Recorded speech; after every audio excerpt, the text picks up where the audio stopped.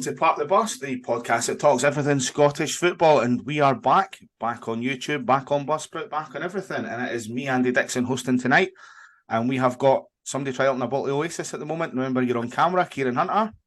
Oh, I forgot about that. Hi, guys. How are we? Good, mate. And Ewan Armour. Doing absolutely fantastic this week. I know, shame we never got to talk about anything last week, but hey ho, we'll move on. So first of all, before we do start the podcast, we would like to thank everybody at Darvel Football Club for the invitation last Monday to take part in the most historic night for the town and also the club. We were lucky enough to have media accreditation and we were right in the middle of all the action. So thank you again to John, to Jordan, to everyone down in Darvel. Thank you to Mick Kennedy for his interview as well. And if you do want to catch that, you go onto our YouTube channel, you get the vlog, and there is an accompanying podcast on all our podcast streams as well. So again, thank you very much. And this links us straight in because we're going to talk first of all about Aberdeen Football Club. Now, Aberdeen Football Club when they came back from the World Cup were in third place in the league. They were 4 points in front of Livingston with a game in hand. And it seems that everything has basically fell to bits on them. They got beat 1-0 for Celtic, even though they tried to stifle the game out. They then were 2-1 up against Rangers with 3 minutes to go and got beat. And since then, everything has come with a pack of cards. It fell in like a pack of cards. And in the last 10 days, they've conceded 12 goals and scored none. And that has now led to the departure of manager Jim Goodwin. What is your thoughts on that, Ciaran Hunter? The fact that Jim Goodwin didn't even get the chance to leave Easter Road at the weekend before he was away, and told to leave, that tells its own story. But the thing is, this was coming. I think people as football fans have short memories, and before the era of Derek McInnes, and even Cormac for that matter, Aberdeen were a relegation battle club. They were in a relegation battle with Kelly one season, the year that Falkirk went down, and they've always kind of been pretty rotten. And then luckily their fortune changed and things like that, and they had a very successful decade for what it was. Got to Hampden a few times, had a few runs in Europe. Financially, it was the best thing for the club as well. But now they've got to that breaking point, and now it's a downward spiral. I think Jim Goodwin has to, at the end of the day, the man has to be given credit for taking the job on board. He done wonders when he was at St Mirren. We all knew it was a big task for him. We all said it at the time. But, he took the chance. It's not worked out well for him. And now Aberdeen need to go back to the drawing board, restart again. And, the thing is, they're sitting, fifth in the league at the minute? Yeah. They're sitting in a fairly decent position, European place as well, that they're sitting in at the moment. So, is it because the bar has been raised so high over the last few years that there's now that cemented expectation that Aberdeen should be getting top six, should be getting Europe, should be getting to Hampden? Or are Aberdeen fans and Aberdeen Football Club getting a bit too ahead of themselves? Because, as I said, and I go back to what I first said, is that it just proves how good a manager Derek McInnes was, and he used his resources to his full capacity. But, Aberdeen really haven't been that great or that successful in between that era from when Fergie left up until then. So it's just a bit of reality coming back for the Dons, eh? It's going to take someone really special to come in and change their fortune round again if they want to get back to what they have been for the last 7 or 8 years. Yeah. Ewan, what's your thought on it then after the Hamlin at Easter Road?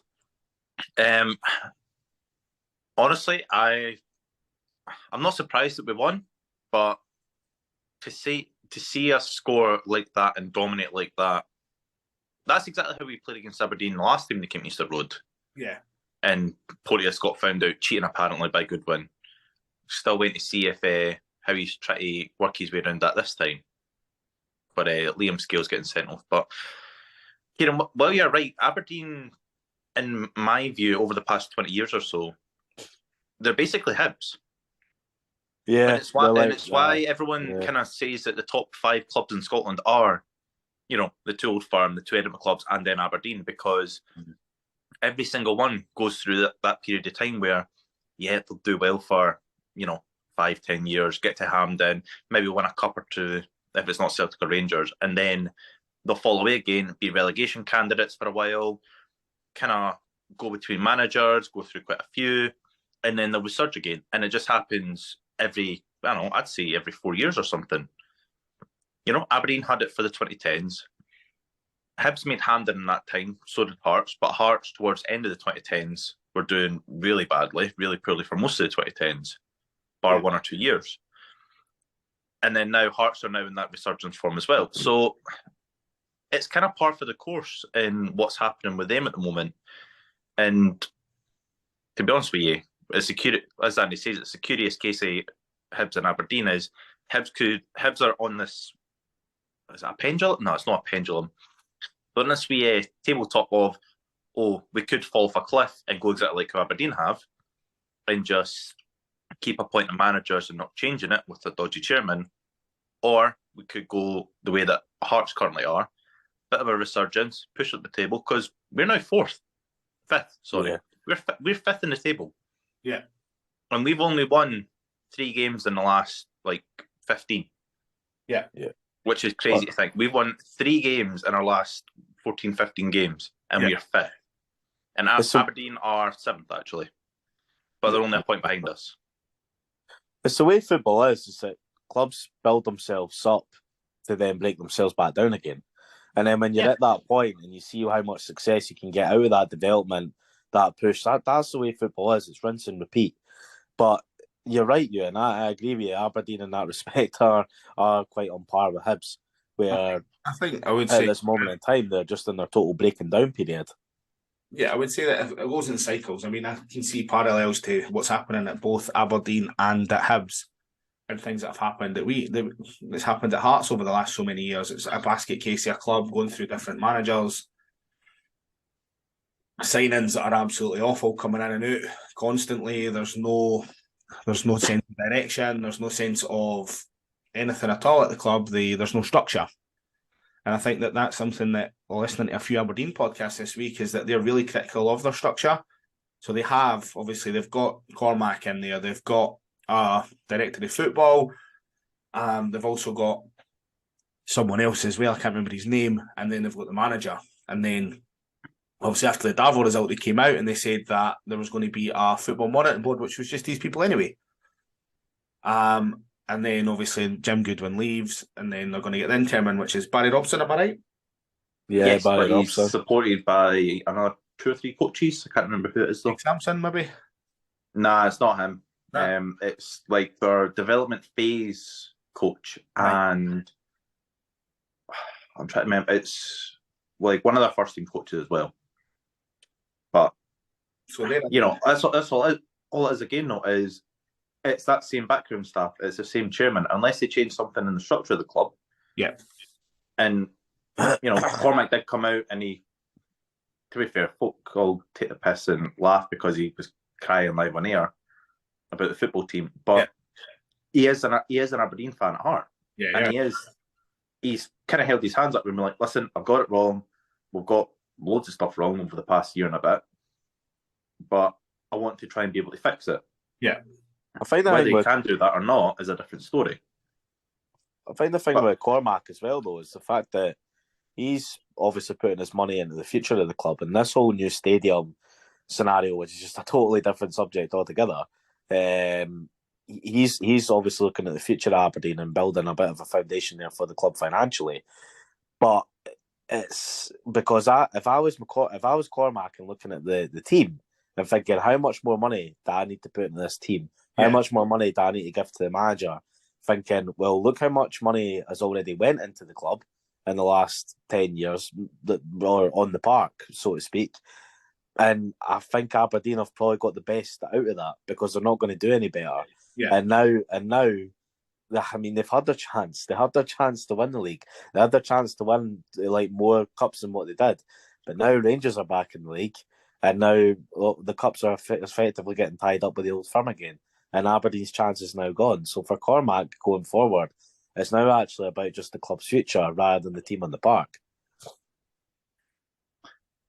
I mean, fair play, we can say all that stuff about Aberdeen as well, but their defensive line and, as you say, their recruitment has been shambolic over the past year and a bit. Yeah. I get, and don't get me wrong, it's a bit xenophobic the way they go on about it on like Sports Sound, on saying, oh, we need players that know the club. Yeah, you do.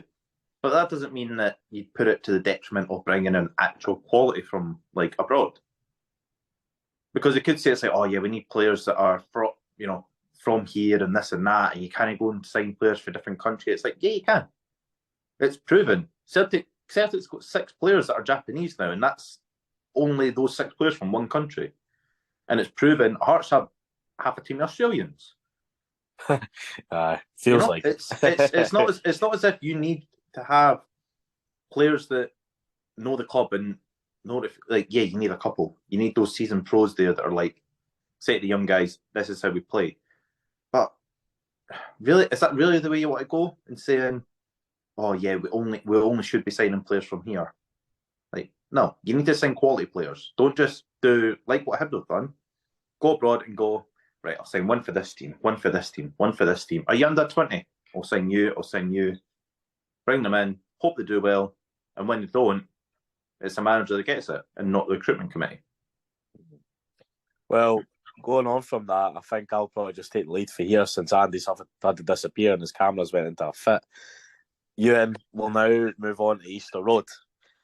You've pretty much just pinpointed it yourself, and I think it's quite a miracle. 3 wins in the last 15. The club and the team are still managing to sit in the top half of the table. Tells a lot about the rest of the teams in that league that sit below them. Lee Johnston, is he the man to keep carrying Hibs to the end of the season? I think beating Aberdeen 6-0, is that a reflection of that? What do you think? To put it quite bluntly, Lee Johnston will be with us till the end of the season. Because as has been stated before, as you guys have said before, while we might not be the best, one of the better teams in the league, we are much better than the 4 teams that currently occupy the bottom 4 places on the same point. And we'll be far too good to go down. So I think, bearing that in mind, and bearing that Ben Kensel and Ron Gordon not Ron Gordon, but Kensel's came out and said, listen, we've got it wrong with recruitment. We've not brought in the right calibre of players, the right type of players. So we'll get ready. We've had 9 departures and only 2 players come in January. Yeah. And then we come in and absolutely spank Aberdeen 6-0 when we've had, to be honest with you, a bit of a shocker of a season. I think they just how shambles Aberdeen are as well, though, isn't it? Oh, yeah, 100%. And you would think as well, though, that the players would maybe want to gear themselves up a bit. You've just been spanked 5-0 for Hearts. Yeah. Right, let's bounce back and absolutely hammer this non-league team. They then get beat 1-0 for Darvel. It's like, right, that's embarrassing. We need to do something at Easter Road. And then put on a performance like that. They've obviously given up, though. They've probably given up on the whole thing. The fact is, the statement said that they were right behind them. And then obviously they go out and that happens, probably tells you that they're not right behind them at all. So the players have got to take responsibility as well. And listening to everything, right? And listening to Willie Muller, and he was on the radio when he was talking about all the foreigners coming into Aberdeen, they don't know what it's like to play. And I think that he probably had a point to an extent, because there is a massive pressure on Aberdeen. Just for that 6-7 year period that Fergie was there, there's a massive expectations for everything that he done. They've done absolutely fuck all before it, and they've done absolutely fuck all since. So, but in that time they've become this massive club apparently, and then there's a massive expectation, and there is people in that dressing room that probably don't understand how big it is, at least in the fans' eyes, that how big Aberdeen are. So as much, and they probably do need leaders. They probably do need characters. I don't think they have to be Scottish and Aberdeen born and bred to understand how big it is. But I think that there is obviously something lacking in that dressing room completely altogether. I think one of the biggest biggest mistakes they made actually in the past 18 months is the way they handled the Andy Considine contract and letting him go. Yeah, definitely. Because he was more or less Mr. Aberdeen up there for a while. Yeah, well, I think for what Andy's saying is, I think there was method in the madness with the Graham Shinnie loan. Maybe that was a recall of bringing back that fighting spirit for what we'd seen in the tens. But why would you not play him? Why do you not play him against Darvel when you're exactly? Why does he not come off the bench when he's at Darvel? So is he even a Jim Goodwin player? Is it somebody that Goodwin wanted in? Yeah. Probably not. It's probably going back to what they've done for the majority of the 2010s, though. Yeah. You know, when McInnes, he sold Hayes, McGinn left, and then Shinnie left. I'm pretty sure, did Ash Taylor leave and come back again, I'm sure? Yeah. So that's what they kept on doing was, we'll get rid of them, they'll play someone else for a year or something, and then I'll bring them back again. Yes. And because they were still young enough and good enough, it worked. Yeah. But now those players aren't there anymore. They're struggling to find new players, younger players, who are of that quality. I think as well, listening to Aberdeen, as I said, I've listened to some Aberdeen pods over the last week, and they're talking about they only started the season with two centre-halves. It was Taylor and Scales. And not Taylor and Scales, Stewart and Scales, I should say. And obviously, Scales can't play against Celtic anyway. So it shows you that there's faults all the way through the whole structure. And I mean, it's similar to the Hibs structure as well. I think that the way that Hibs have done their like business and things like that, buying in all these young players, and then they've got half of them have been moved on already. I think there's flaws in that one as well, but I think Hibs are probably better equipped than Aberdeen to deal with it. There probably isn't as much expectation either, which probably, believe it or not, helps. Yeah, I agree with that. I mean, most Hibs fans do believe that top four is a minimum for us, but we've not finished. We've only finished top four a handful of times since the turn of the century. So, they say you get a bit wiser with age. I am now at the stage of if Hibs can finish in any sort of European place, then I'm happy with it for the time being, because we're not that team at the moment. And anyone that thinks otherwise and thinks that a 6-0 hammering of this Aberdeen team is going to be, it will be a turning point of the season, but watch us go up to Ross County and lose 3-0. The thing is, 6-0 on that, if they get their tails up, your players get their tails up. Well, you think they get their tails up anyway. Who do you think is going to get the Aberdeen gig then? It depends on how long they leave it. I think that who they go for. I think that they want to leave. I think they'll try and leave it as long as they can. So the last time when they sacked Stephen Glass, they left it a week and appointed Jim Goodwin. I think they've got to try and leave this as long as they can. If Robson wins a couple of games, I think they'll try and get him through at the end of the season. Yeah, and just let him go through, because he might do a bit better with the same players, but again, it's the same problem that Hibs have had for the past 18 months, 2 years. They need centre-backs. Yeah, exactly. Scales is not a good centre-back. Stewart is not a good centre-back. How they brought him in and then decided, you're going to be the captain of the team. They should have just kept away, I don't know, Joe Lewis, even McCrory. If it's anything to go by what Willie Miller's saying, Alex Ferguson will get asked to come back out of retirement and come and manage the squad. The thing is, Lewis has been dropped as well, though. So they've also got a new goalkeeper. I think if Lewis has played the past couple of games. Aye, the other boy's been injured. Aye. Then because they're all moaning because Samson was on the bench on Monday night. So they might as well just as well play him. Yeah, definitely. At this point, you'd probably do better. You'd probably actually try a bit more. The thing is with these jobs as well, though, right, is that you get the same old folk, the same old names. Jack Ross, Neil Lambert. Paul Lambert's been kicking about quite a bit. His name. Paul Lambert, he's another one. I think Courts would be a good signing for them. Courts, purely because of how he done with United, and that was not a good Dundee United squad that he had, and he somehow managed to get them into Europe, and then Jack Ross embarrassed them, but he never done well abroad. But I think Courts is more suited to the UK. Yeah, he's coached over here. He's learned his trade over here. Could he do the same at Aberdeen with what he'd done with United? Well, the Aberdeen pod, Red Tinted Glasses, I was listening to them today. They were thinking somebody like Chris Wilder. Yeah, I seen he was linked with it as well, actually. But could they afford him? No. Well, they probably could. Like Cormac's going to underwrite it. Then they probably could afford that. It's whether they're going to do it or not. Aye, and that literally is that's an English McInnes. Yeah, more or less. It's going back to how they played in the 2010s, because that's the way that Wilder plays. Yeah, but not too sure. Fingers crossed though. And what I will say, for as bad as Aberdeen were, that 6-0 game is not purely just down to them being bad. That was the best I've seen him play in a long, long time. Well, it's a context to them both, and I'm trying not to take all the credit away for you, but at the same time, they're really bad, and you're playing really well. So you start getting your tails up as well, and they just shitty. Like I seen Marshall's tackle on the edge of the box. We're 6-0 up at that point. You literally could have just turned around and maybe tried to dribble them.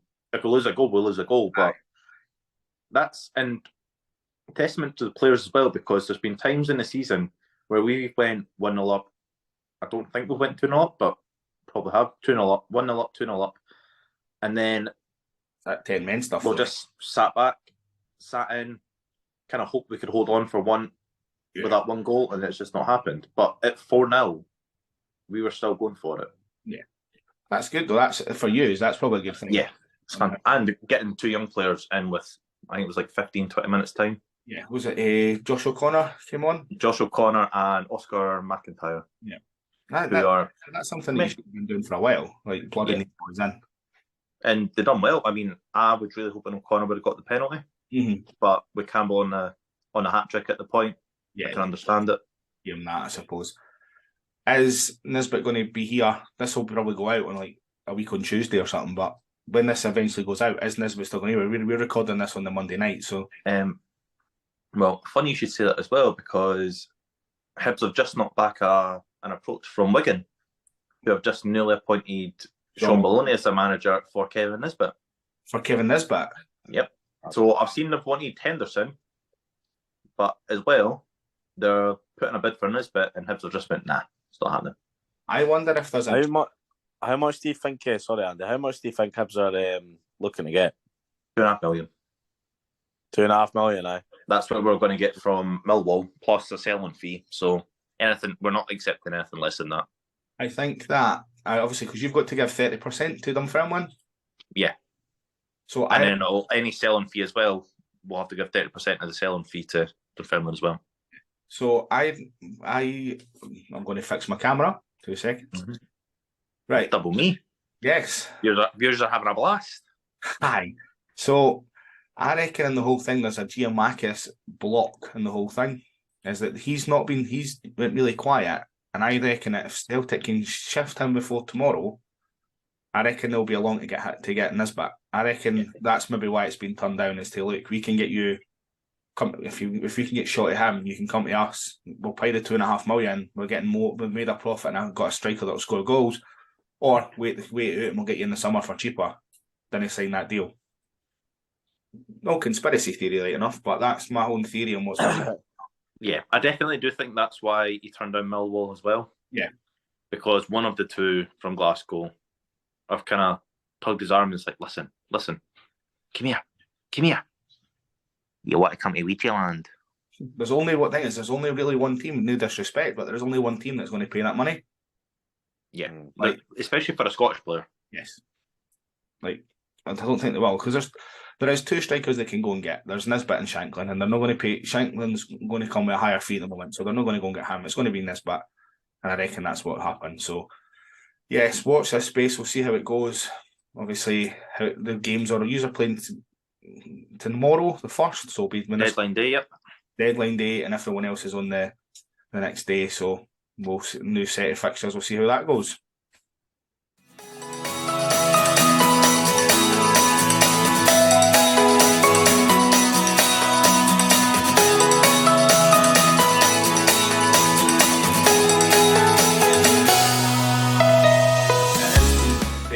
Of January, tomorrow is the transfer deadline day, so we are going to talk transfers. So let's first of all go through some of the big signings. Let's have a wee look then. So we've got, I think, try to see any ones that we've missed since in the last week or so. I mean, Hibs have brought 2 in since we last recorded a proper podcast. They've brought in James Jago and CJ Egan Riley. Egan Riley comes in from Burnley. He only went there in the summer after being through the Man City Academy. And obviously Jago has been an Australian international. He's probably still within the plans at such point as well. So he's come in for Belgium there. And Kilmarnock are saying Luke Chambers. Am I correct in that, Kieran Hunter? Yep, 18-year-old left-back Luke Chambers from Liverpool. England youth internationalist as well, so we'll see what we make of him in his time up in Scotland.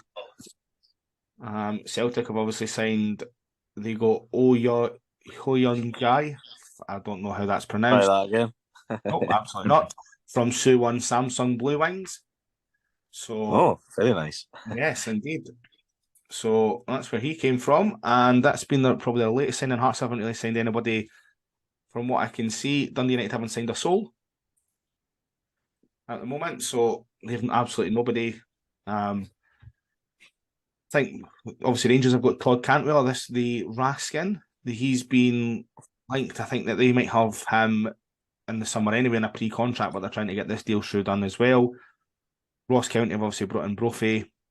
Josh Stones is up for Wigan, and Kenny, I think it is actually pronounced, from Kenny. And as well, and St Johnstone haven't brought anybody in either. So there isn't that much at the moment. I think tomorrow might be. I think Ewan's got some of the transfer rumours for the Premier League. Yep. So one is Lincoln City have reportedly agreed a $300,000 transfer deal for Ethan Erahan. I'm sure that's how you pronounce his name, for St Mirren. Mm-hmm. So he's one of their star players pretty much, and he's the one with the most potential in their team, I'd say. So it's going to be a big loss for them, but it's not a lot of money either. How much? $300,000. All right, okay. I mean, it's not, Lincoln City's not a big, massive team in England, but you know, you still want to hold out for a little bit more. Giacomakis, it looks like, is going to be going to Atlanta United. Watch this space. By the time this pod goes up, he'll be a completely different team on the other side of the world, but we're just reporting it as we see it. Aye, the time it goes up, it'll be the August fucking transfer window. That's exactly. And he's still at Celtic. Aye. Hibs have had a bid for Nisbet from Wigan, who have just recently had Sean Maloney installed as manager. We've rejected it outright. They've probably offered us like £1 million and one of their strikers, and we've went, nah, stuff that. Don't want any Wigan players. We've seen what Shinnie's been doing up at Aberdeen. Yeah. And also Maloney's also looking to sign Ewan Henderson.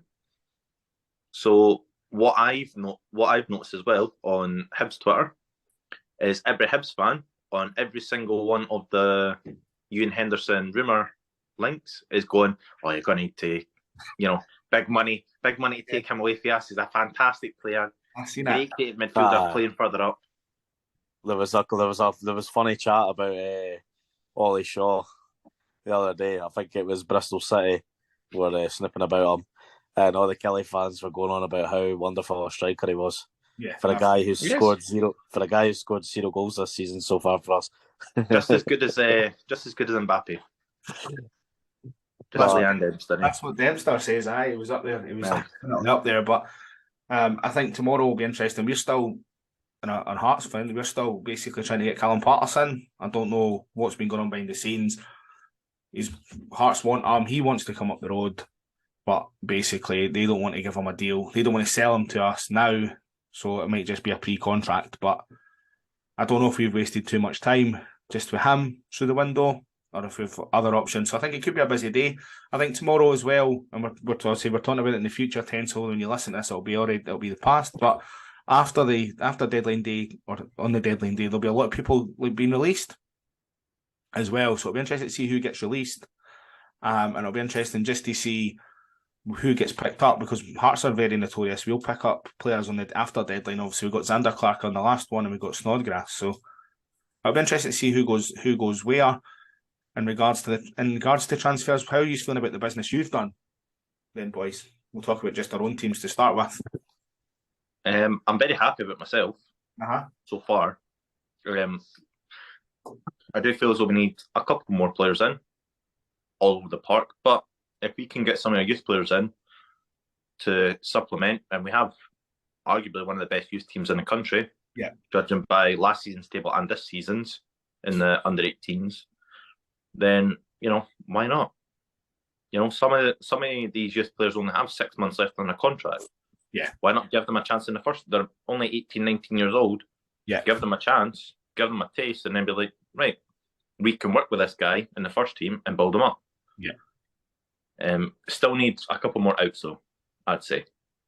Still got far too much deadwood in the back, in kind of like the background of our squad at the moment. Happy days getting rid of Demi Mitchell, though. Yeah, I was going to say, because the guy is literally made of glass and he's spitting a dummy it because all the Hibs fans are like, mate, you played like 3 games for us. And you played for Hearts. Yeah. Like, it doesn't matter what you do for us, you played for Hearts, so you're always like starting a back foot, vice versa. Like, I mean, looking at who's went, so you obviously Porteous has went out to Watford, that was obvious. Stephen Bradley, he went to Livingston. We'll not talk about him because Cameron talks about him enough. Cameron's got a dodge. Andy's got a dodgy camera again. No, I'm not. It's fine. He was playing up your camera tonight, by the way. I have no idea, by the way. Anyway. Second time on YouTube, folks. Yes. One of webcams. Professionals. That's why we're on YouTube and not OnlyFans. Anyway, Kevin Dabrowski's obviously away to Queen of the South. For now. Kenny's away to Ross County. Melkerson is away to Rotterdam on loan. You've got Bayong's away back to Rainbows. Thank God. And Ryan Schofield's away to his loan has ended and he's way back to Huddersfield. I don't actually know what Phillips Laddie looked like or how many games he played for you, but he played absolutely nothing. He was on the bench. Was he? Yeah.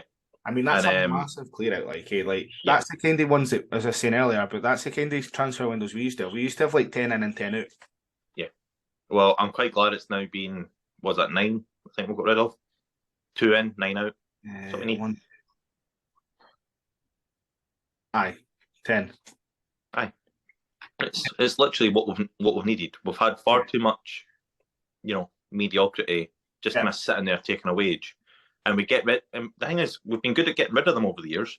Yeah. But then we sign the exact same players. As in, not the exact same players, but exact same type. And it's not worked. Not worked at all. So, Kieran, how's your transfer window went so far? Well, we went into January saying we needed a left winger, a couple of strikers, a couple of midfielders, a couple of centre halves, maybe a fullback. Preferably permanent sort of signings, maybe even year-long loans. That would have probably changed the whole shape of the team, gave us a bit more depth, more options to pick from as well, inevitably. It's now the 30th of January. Yeah. We've picked up a striker who's been to about 10 clubs and scored a handful of goals. Yeah. See what we can make of the guy when he's up here. And we've got an 18-year-old laddie from Liverpool who's had 0 games for the first team, and we've got him in loan till May. Yeah, so I'm just going to read as well. So obviously, it was Vassar, wasn't it? Vassell. Vassell. He came for a Rangers pub in San Diego. Right. San Diego Loyal. And Luke Chambers, obviously Liverpool. And then Kyle Connor went out to East Kilbride. It's quite a jump. Yeah. Down to there. Curtis Lyle. We've seen him. We've seen Curtis Lyle, we've seen. It was Curtis Lyle, so aye. Aye, but he went to stay. He moved up a level, and he's with Stenhousemuir. Mm-hmm. They're being released. But Dylan McGowan's away on loan. I'd imagine that'll be the end of his contract for you. I think so. Who's been reasonably quiet in periods and stuff like that. I mean, when he's played for Kelly in periods, he's been good. He's been pretty solid. But no, do you know what? It's been a poor window, and I think nothing's really fell for us at all this month. Yeah. I think, we've got one more day. Who knows what sort of surprise we could pull out. We could do with a Lee Clark special and just sign a whole new squad.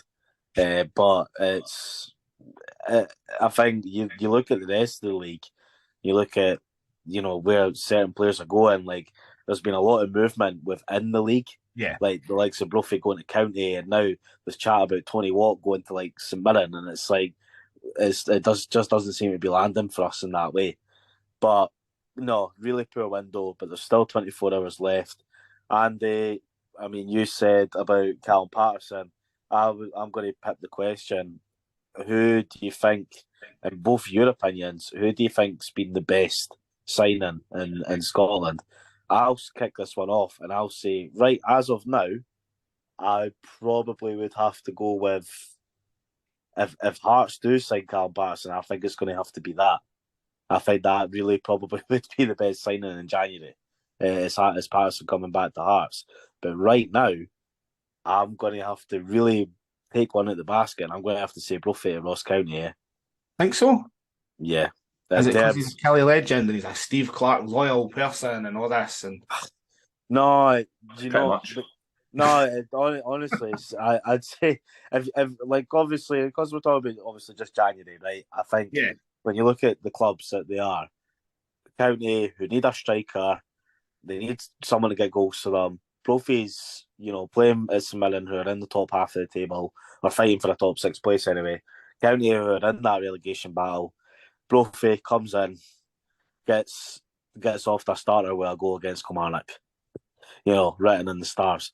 I think in terms of what a club needs in the league, I think Ross County have done well to get Brophy. I mean, do you know what? I love this time of year because this is when we all become experts in different leagues. Oh, I could sit here and just make up about 10 minutes worth of stuff about this laddie for South Africa who signed for Celtic. I know nothing about the league. I know nothing about the player, but there's going to be guys who will attempt to try and tell you all about his career. Who's that? Which one? This the boy for South Korea that signed for Celtic. Oh, I didn't think he said South Africa. I was like, that's what. I'm pretty sure he said South Africa as well, there, mate. Thanks. That's South Africa. Yeah. Well, there you go. Like, that's what I mean about boys trying to make up their career. but so again, it's just there's players that have came in, but it's just like let's just see what they can do while ball at their feet. I think Todd Cantwell Cantwell. You've just cut me off. That's what I was just about to say. Well, you take this one away, Andy. Well, I think that generally he could be one of the best signings. And remember we all got carried away last year when Rangers signed Aaron Ramsey because we all thought Aaron Ramsey was going to be some player and he wasn't. Aye. Yeah. I think that Todd Cantwell can be that player. I think he definitely has looked very good at Norwich at times. I think that he's just had one of these. He's had injuries quite a lot. Yeah, it's just never fell for him. And I think a move up to Rangers, he's going to start in that midfield because they're going to have to start refreshing that midfield. And from what I've seen, like Stevie keeps me updated all the time on what's happening because I think like obviously they're always linked with players away. Kent might go tomorrow, Morelos might go tomorrow. We've been saying that for a while, but their contracts are out, so they might cash in. You've got Kamara might go as well in the middle of the park. You've got Arfield and Davis are getting older, so there's got to be loads of room for this boy to shine. And I think he can shine. I think that if it's in the right circumstances and he can hit and if he can adapt to being at Rangers, because signing from Norwich to Rangers is a massive, massive step. And whether he can handle the step is going to be whether or not he does well at Rangers. I think first and foremost, I think he could do with Rangers signing a couple of more players as well, because if they don't sign any more players, him being the only January signing is going to basically mark his number as well. And it's not fair on the laddie either. So I think seems like a really Michael Beale signing. Yeah, but the laddie does look like it does look pretty decent, and I think you're right, Andy. It's a huge step up for him. Given what he said in interviews, he's quite excited to be at the club. He's quite happy to be there working under Michael Beale. Yeah. I think he could be an entity at Rangers. I mean, Ramsey was a poster boy who failed, wasn't he? A bit like Joey Barton, but Todd Cantwell, I don't think's got that same amount of pressure as what Barton and Ramsey did, because obviously they were very well known. The thing is, Ramsey's in a totally different stratosphere to the other two. Yeah. Aye. No, you're right. But Ewan signing in the January window. I think we're still yet to see it. To be honest with you. Yeah, you're probably right. I think by the time that this podcast gets put out, there'll be potentially a big name. And then, in a couple months' time, we'll get to decide whether or not Cantwell is the player that we're thinking he's going to be. It's not a massive, I'm saying that it's 1.5 million, and we'd love to be spending money at 1.5 million on some of the players. But at the same time, it's not a massive amount for what Rangers can spend on players. I mean, look what Celtic have just spent. They've spent 5.5 million already on 2 players, and they've obviously got the other 2. I think another one was a free pre-contract. That one was free. So they're spending money. Obviously, they've made money as well because they got rid of Union Berlin, bought Juranovic for $7.5 million. One player I think is going to be a good sign-in if they And I think but it's all down to how the new management team or the interim management team get a tune out of him. As I think Shinnie just being in that Aberdeen team, I think that him being there is going to make massive amounts of difference if they give him the captain's armband and basically put him in the middle of the park and let everything revolve around him, because I think that you've seen that at Darvel. They missed that in the middle of the park. The fact is that McShane and that were running over him tells you exactly what they're doing. If Darvel can do that to them, what are Hibs doing? What are Hearts doing without Graham? So I think that he's going to be massive come the end of the season. If I'm going to go into the worst bits of business, I think Aberdeen letting Ramirez go. Basically because Goodwin binned him as soon as he seen him, eh? Aye. And I think it was Ramirez's attitude to it as well, rather than trying to work his way back into it. Yeah. He just kind of thought, well, you don't like me? It's fine. I don't like you. I'm not playing for you. Yeah. He's a Muller type player, isn't it? Like a Muller type, as in like his attitude and his whole. Aye. And I think he was just gone, but he's better than Duke. He's better than Majowski. Yeah. He stood out like a sore thumb in that Aberdeen team last season, and that was not a good Aberdeen team again. No, exactly. So he was letting him go when they could have tried and kept, obviously, allowing the manager, just letting him go is going to be a big one. That's probably my worst bit of business. Really, I don't think there's any much else. You didn't have much thing to do with Polchess. If you've got to talk about that Bradley, I think that's actually our worst bit of business, was letting him go. I mean, he looked all right yesterday. Didn't look amazing, but at the same time, he probably would do. He could probably do with him as we're speaking. But whether or not Livingston's just the right team for him at the right time, eh? Aye, where he's going to play football week in, week out, rather than just coming off the bench for 20 minutes, 10 minutes here and there. Yeah, definitely. I think the worst bit of business that's happened this January is Darvel allowing the press to take as many Kelly pies as they wanted and missing out on the big cash flow that they could have got. that was just you. I can't help myself, guys. Put them in your pocket. Like, it's like, what you got in your pocket? Oh, it's just one of these bad boys. He's a press. I'll be pressed every week if you want. Honestly, I'll be making up a press pass for everywhere. I'll be asking somebody who goes all the time. Like, what does a press pass look like for Hibs? Right, well, because their pies aren't that good. And I miss our half pizzas, so. Yeah, well, there we are. I'm just having a wee look I'm just going through the leagues as well, like the other ones. Have you noticed anything in the lower leagues? Obviously, Alan Lithgow has been let go of his contract with Morton. Oh, really? Yep. There is another couple from the champion. He's not played much this season though. He's only played about 4 times. Injuries, isn't it? Yeah. And Declan Glass has also went back on loan to Cove Rangers from Dundee United. Oh, right. His career's went down the Swanee, isn't it? Really, yeah. It's just 16 years old. He's tipped for the Stars, and he's just he's too many injuries. It's like Levitt's came into Dundee United and just taken his spotlight as well. Like all the spotlight was on Glass, now it's on Levitt. I probably still would take Declan Glass, but I don't know. I'm just having a wee look through the now, see if there's any other ones. Obviously, Bonnyrigg are signing a lot of players from out with the league as well. They've signed, obviously, they signed Fife, Civil, they signed Xander Murray. They're going to need something. But it's quite weird. I noticed that they've loaned their goalkeeper to Stirling Albion, a team above them in the league. Aye. So they brought another goalkeeper, and this boy was obviously their number 3, and he's now at Stirling on loan. That didn't make any sense to me. But another interesting loan signing that happened today. For Martin United, I've loaned Jack McIver to Peterhead. What? Wow. That's obviously money. I'm just reading into the story now, but I'm reckoning this is a little bit like a reverse of TV Daramola, in which they're loaning him just to try and sign him at the end of the season. He's 19 years old. Right. So the 19-year-old spent time on loan with Huntly this season and had a trial with Sheffield Wednesday last year.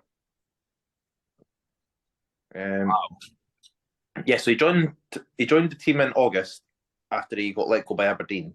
Yeah. Went there and now he's on loan to Peterhead, where he'll have the opportunity to impress in League One. All right. That is mental. I think that's a case of they don't want to sign him and then punt him in the summer. Yeah, just in case. Like, right, we'll sign you on loan and then see what it goes. Did you say Declan Glass went on loan at Cove just now? Again, yes, he was last on loan there in 2019. Yeah, I would have taken him. That's a player I would have taken back tomorrow on deadline day. Because do you know what? See, for the handful of games he played for us, he was good. He was really good when he was with us. They've went through, obviously, they signed Scott Fox and Jason Naismith, Cove Rangers, as well. Yeah. Cove were signing silly players like Shea Logan. Yeah, but they're signing. They've let a lot go. Didn't get me wrong. There's been a few that have went at the door, but they've obviously signed there. So they've signed 4 names that we know already. But and obviously Arbroath's always a revolving door, isn't it? Like with loans and. It's the perks of being part time though. Yeah, exactly. You can just be like, oh yeah, I'll give you a wage. Here's 20 quid and a packet of crisps. Yeah, and some smokies. There's obviously been a few step downs as well, because I think we've seen early January. Was there not a couple of players from Albion Rovers that took a couple of league step down to go into the non-league? No, they brought in somebody for Camelin. Oh no, that was right. Sorry, Albion Rovers. It was reversed. They brought in someone from Camelin. Albion. That's right. Aye. You can see it like they're loaning them out to those leagues as well, but they are bringing some. Elgin have brought somebody in for Camelin. We all know it's well publicised that Kelty have signed. What's his face? I'm just finding it now. Tiwi Damola for Boness Athletic, and how low that is. Aye. They've obviously signed them and loaned them out again. So there is it comes to the point where they're signing these boys, and you're hoping that they're going to be able to take the gap. Now there is, as much as we say, oh, let these teams in, there is a gap. There is a gap between whatever level you're playing at, even if it's the top of the Lowland League and coming into League Two. There is a gap, and it's all about how they handle it.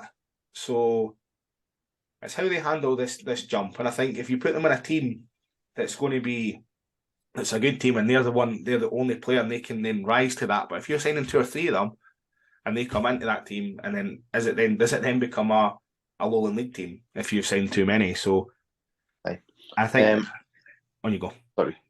Sorry. No, on you go. Finish off your wee bit. No, that was mostly it. Like, that's the thing, because obviously, I would say as well, Greg Spencer's returned to league football as well, because he's still in Albion. Yep. And one who's left the league by the looks of it is Callum Wilson, who was at Dumbarton but on loan to Open Goal Broomhill. His loan ended with Broomhill basically tomorrow, the 31st. So 31st, but his contract with Dumbarton's just been cancelled. So could he be going to Broomhill full time? Yeah, maybe. That's just their way of doing it without having to pay a transfer fee. Maybe it could be just a mutually agreed thing, isn't it? Like, we don't want you, just go, and that's what happened tomorrow. A lot of contracts will be cancelled. Yeah, and just be like, listen, just go find a club. We're not paying you anymore. Go and find a club, absolutely. Aye. Here's $5,000. That's the rest of your contract. I'm sure Aberdeen have told him. Is it Jay Richardson? They've signed him in the summer. They've told him he can go and find a new club. Aye. They paid $400,000 for him. So there we are. So tomorrow is actually going to be class. It's always going. It seems as though it's going to be a lot of U-turns tomorrow as well. By the sounds of it, the Nisbet one's going to be interesting. Harris and Patterson. Well, it looks like now as well. Ever since the Wigan one, Hibs have basically said to every club, you're going to have to pay more than what Millwall were going to pay. Yeah, because it's too close to the end of the transfer window. This is the whole thing. They're going to leave themselves short. Unless it's Celtic and they've got somebody that... And we're getting someone back in for them. Yeah. So unless this is the whole point. You are going to leave yourself short with whoever comes in. Leave yourself short with no strikers, unless you recall Doidge, of course. Which I'm surprised he's having. Not happening. Johnson doesn't like him. Okay, well, fair enough. The fact that we've taken Christian Doidge on loan, who's barely had a foot in the first team, we're starting even after Lafferty getting banned for 10 games. After Lafferty being banned for 10 games, and Doidge still barely seen the starting 11. That tells you everything. Yeah. We'll leave that here. Hopefully, what we've talked about hasn't dated too much by the time this goes out.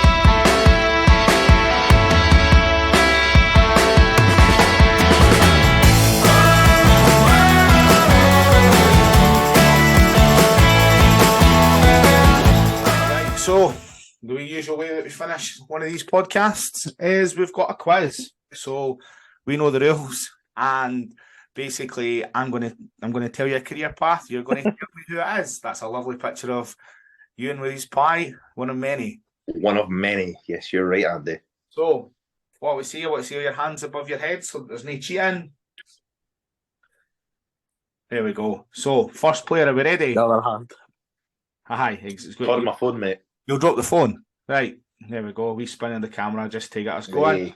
It's like Booker T hosting the quiz tonight. Doing a Yeah, spinner. he was in the Royal Rumble last night. Aye. Anyway, this isn't part of the wrestling. So, okay, so first player is Stoke City. So this player is now, he's still playing in the English lower leagues, non-leagues, I should say.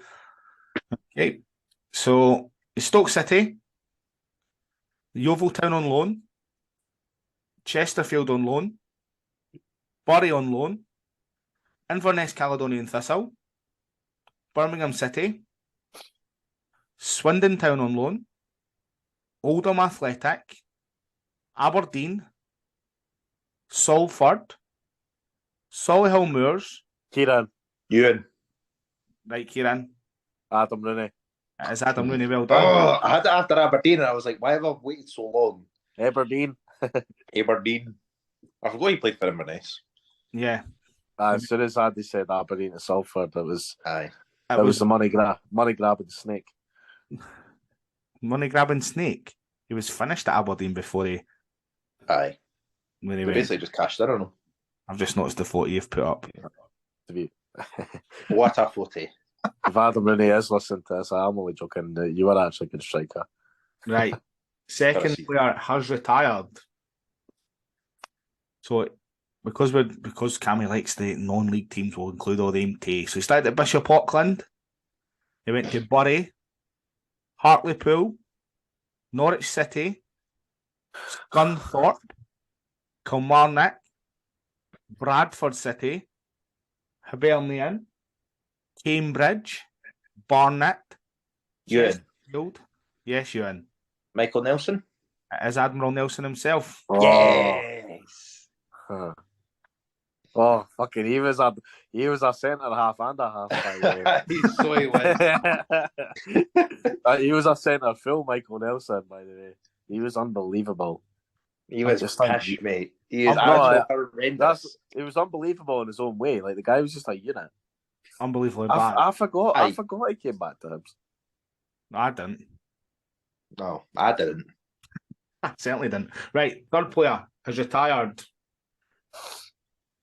Started at Dundee, played for Raith Rovers, Partick Thistle, Dunfermline, Aberdeen, a loan at Forfar, and then finished his career at St Mirren. He was retired. Oh, it must be retired. Yeah.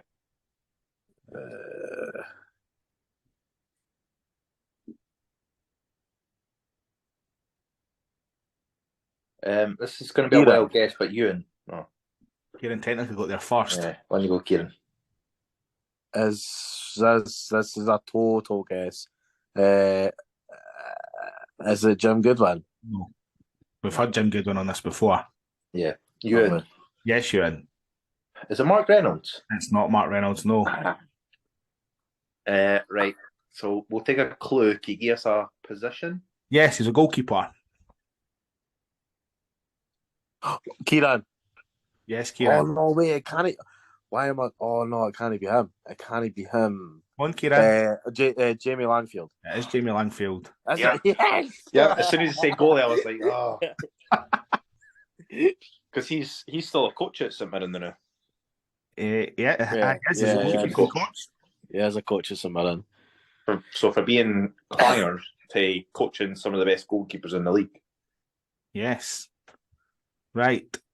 Player number 4. Ross County, This player is retired, sorry, I should say. Ross County, had a loan at Peterhead, Gretna, Hibernian, Hamilton Accies.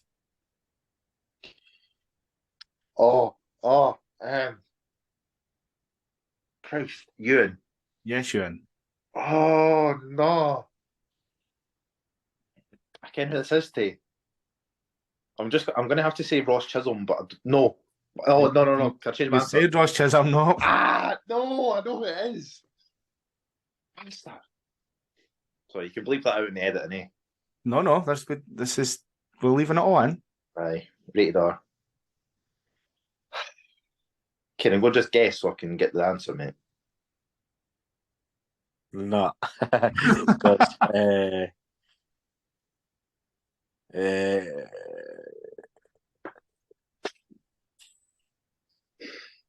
Ciaran. Yes, Ciaran. I don't know. Rob Jones? That's not Rob Jones, no. Okay, we'll take a clue for a position again. You really? I thought you had an answer. I do, but I just want to make sure. You really like to make sure. So this player was a centre half. Okay, so it's not who I thought it was then.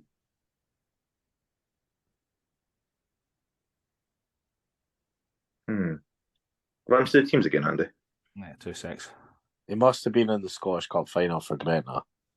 It was Ross County, Peterhead on loan, Gretna, Hibernian, Hamilton Academical.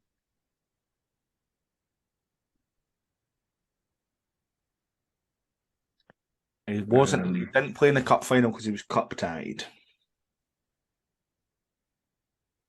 I'm just trying to remember who the Hibs centre backs were at that point.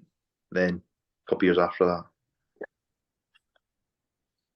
I've not a clue. I've genuinely not a clue. Because my guess was going to be Ewan. My original guess was going to be David Van Zanten. It's not David Van Zanten. But because he's a right back. Yep. Centre back.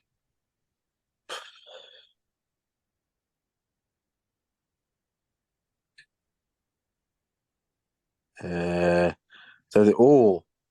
they play in the CIS Cup final? For who? Hibs. I don't know. I'll be honest with you. Probably not. Got our two centre backs in the final were Jones and Hogg, I'm sure. I'll be honest, being Hibs Cup final teams on them a strong point. No, because Hibs were 2007. They went Hibs in 2008. There's another wee clue for you. Oh, no. I didn't care. You want one final? Right, okay, Ewan. Yeah. You want a final clue? Go for it. He had a management spell at Hamilton Accies. Oh, no.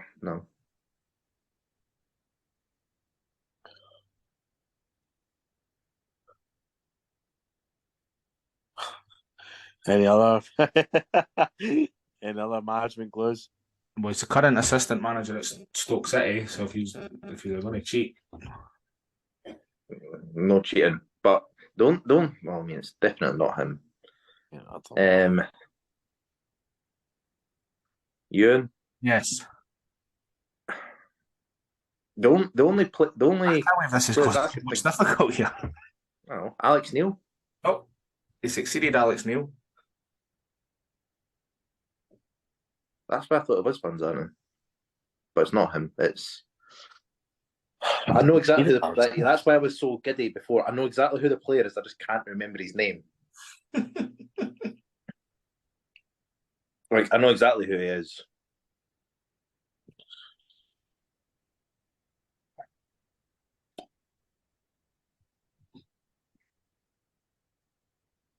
Ciaran. Yes, Ciaran. Ross Calderwood. No idea who that is, but no. Right. Ross Calderwood. Is that like Ross Caldwell and it's a love child. Colin Calderwood. I don't ken. I do ken. That's so annoying. I'm going to admit this is one that is Andy gets the point here. Can we pass on this one? No, if you pass it, I get the point. You go on then. Pass it. Martin Cannon. Oh, my days. That's why I thought Ross Chisholm. So I'm like, right, okay. Okay, so it's 2 to Ewan. We're going to need to fucking edit that out, big style. Like, oh, are we? Fuck. Sorry, it's 2 to Kieran, is it not? 2-1. Yeah. Right. Player number 4. Now I've picked this player. I don't know if you'll get this either. Fuck. Right. This player is just retired. So, started at Aberdeen. Had a loan spell at Kilmarnock. Then went to Derby County. And we had a loan spell at Portsmouth. Went to Sheffield Wednesday, Coventry City, Rotherham. And went to Oxford on loan and then signed for them permanently. Bury, Sunderland, and then finished at Lincoln City. I know who it is. Okay. This is the exact same as the last one then, eh? Because we signed... Jimmy Calderwood was the manager and we signed 2 Aberdeen players on loan and it was to stay up against Falkirk in the league.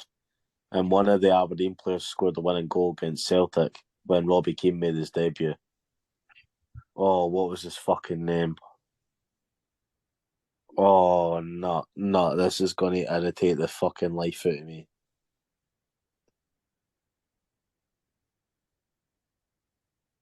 I'm sitting here clueless. Just try to hang back. Run through teams again, Andy. So it was a striker. Give me a clue. Right. Aberdeen. Oh. Started at Aberdeen. And then Right. for Kilmarnock. Went to Derby County and then a loan at Portsmouth. Sheffield Wednesday and then went a loan at Coventry. Rotherham and then a loan at Oxford and signed for Oxford permanently. Bury, then to Sunderland and then to Lincoln.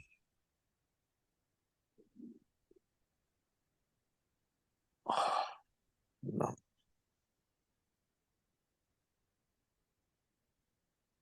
I know who it is, but I don't know his name. I don't know everything I've just said. Can I get half a point? I think he half points. Because I would have had a half point for the last one, eh? Yep. Ewan, Yes. Antoine Courier. No, he was Scottish. So 2 Scottish caps. And I'll give you another clue. He scored for the halfway line at Easter Road against Iceland in an under-21s game.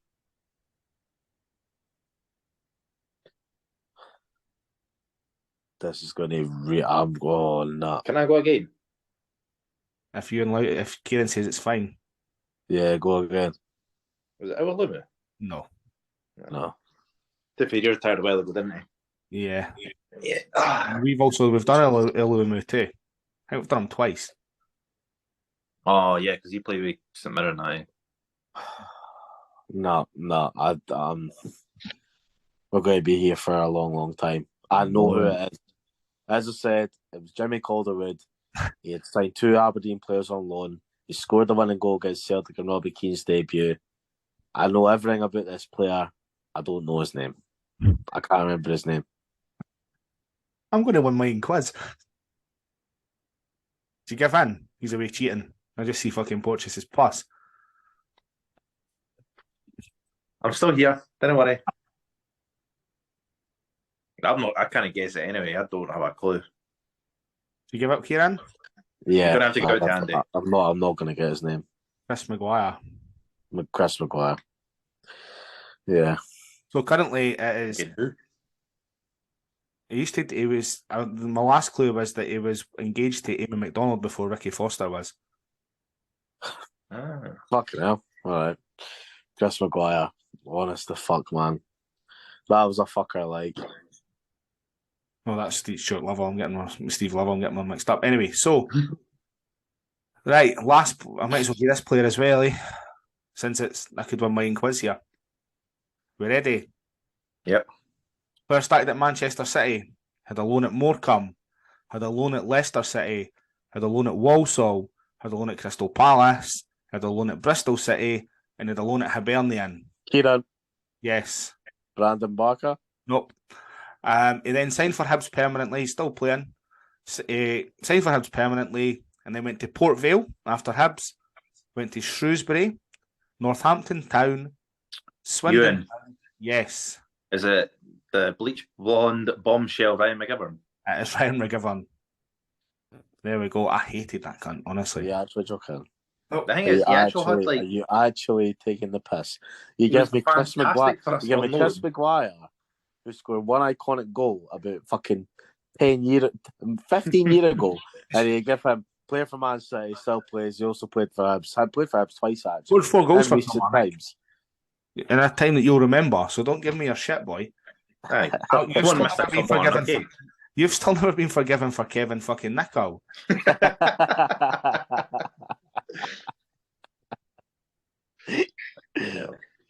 Right, we're ready. I suppose we better do the last one, eh? It's a big tiebreaker, eh? It is. We're on 2. I actually can't believe I'm going to win my own quiz. And see if this player plays for Hibs, I'm never playing again. The thing is, I was when you said went from Man City to Hibs on loan, and you said Barker, and it wasn't him. I was like, if it's Hibs again, then I know it's McGivern. If it's Dundee, I think, or anyone else, I know it's that Thomas Agipong. That's like the only 3 players we've ever had for City. Right, we're ready. Last one. Ready. Notts County. This player is retired. Notts County to Bristol City, to Doncaster Rovers, to Oldham Athletic on loan, to Bristol Rovers on loan, to Sheffield Wednesday, to Kilmarnock, to Hibernian, to Dundee, to Queen of the South, to Dumbarton. Retired, sorry.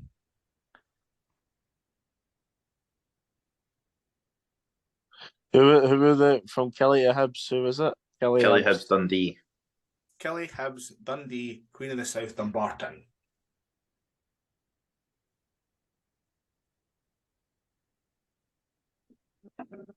Where did he retire? 2016.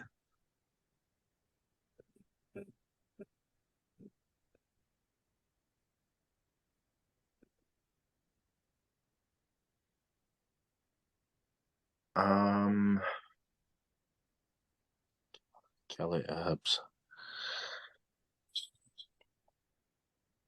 This will take me a wee sec to work my way through the Hibs team for back then. I'll ask for my clue. When did he play? When did he move from Kelly to Hibs? When did he move from Kelly to Hibs? Once I fix my camera, I will tell you. So he moved from Hibernian from Kilmarnock Football Club to Hibernian in 2013. Just if you want to get that squad up there when you're cheating. No, both hands are here. Don't you worry. I didn't cheat. Kelly Hibs. Oh, wait, I know this. I think I know it too, but it's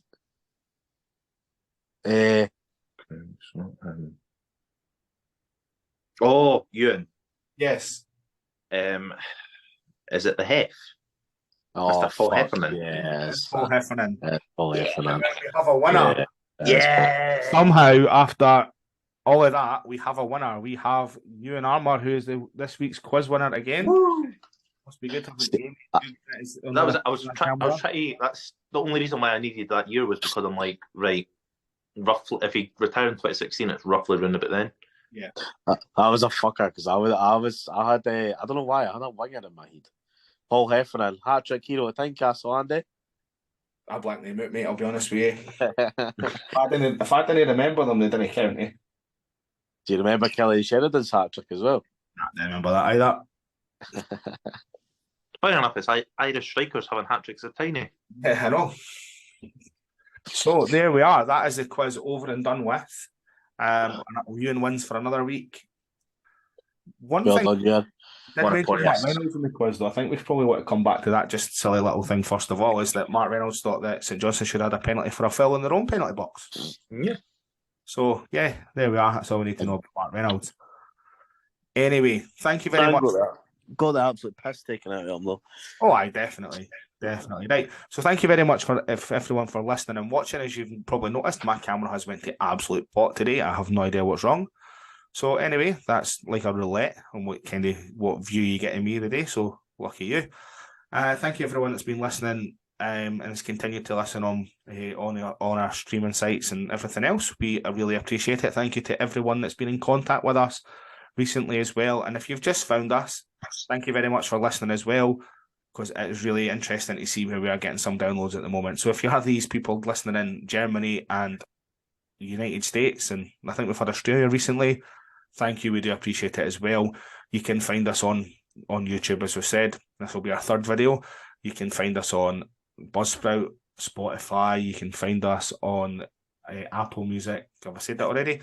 Amazon, the whole shebang. And you can get us on our website. Type in Part the Bus into Google Football Podcast, and we'll be one of the first things that pops up as well there. So again, that's really it. Thank you very much for listening. That's a bye for me. And it's a bye for us.